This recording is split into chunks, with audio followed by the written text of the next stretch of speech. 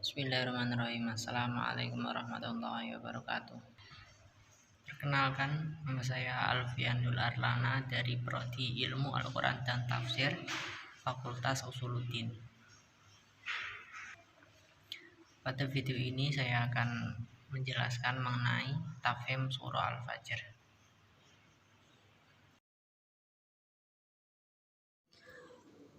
Dinamakan Al-Fajr karena diambil dari kata Al-Fajr yang terletak pada ayat pertama yang artinya waktu fajar. Surah Al-Fajr terdiri dari 30 ayat.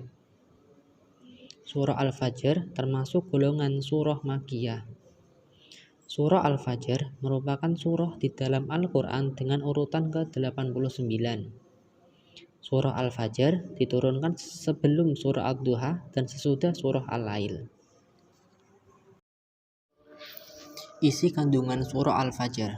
Yang pertama, 4 pertama surah Al-Fajr berisi sumpah. Allah bersumpah atas waktu fajar, malam-malam yang 10, yang genap dan yang ganjil, dan malam bila berlalu. Penjelasannya, waktu fajar dimulai dari waktu adzan subuh. Nah, bagi umat Islam yang akan berpuasa, maka mulai menahan diri dari hal yang membatalkan puasa dari sejak terbit fajar hingga terbenamnya matahari. Malam yang 10 maksudnya 10 hari pertama di bulan Dzulhijjah. Adapun pendapat lain yaitu 10 hari terakhir di bulan Ramadan atau 10 hari pertama di bulan Muharram. Isi kandungan yang kedua, ayat 6 sampai ayat 14 menceritakan kaum terdahulu yang dimusnahkan oleh Allah Subhanahu wa taala dikarenakan mereka berlaku sombong. Kaum-kaum tersebut ialah kaum Ad atau kaum Nabi Hud alaihi salam. Kaum Ad diazab oleh Allah dengan dikirimkannya asap panas berwarna putih kehitam-hitaman. Saat asap mengenai kulit, seketika itu pula kulit mereka meleleh. Yang kedua, kaum Tsamud atau kaum Nabi Shaleh alaihi salam. Kaum Tsamud diazab oleh Allah dengan dikirimkannya petir dan suara keras sampai gedang telinga mereka pecah seketika. Selanjutnya Fir'aun dan pengikutnya di zaman Nabi Musa alaihi salam. Fir'aun terkenal sebagai raja yang sombong dan sewenang-wenang. Bahkan Fir'aun mengaku bahwa dirinya adalah Tuhan. Akibat kesombongannya, Fir'aun dan pengikutnya dimusnahkan oleh Allah dengan cara ditenggelamkan di Laut Merah. Isi kandungan yang ketiga, ayat 15 dan ayat 16 memberikan gambaran tentang sikap manusia terhadap rezeki yang telah diberikan oleh Allah Subhanahu wa taala. Sebagian dari mereka ada yang bersyukur dan sebagian yang lain tidak bersyukur atau kufur. Untuk isi kandungan yang keempat, Allah menghinakan manusia bukan karena sedikit atau banyaknya hartanya.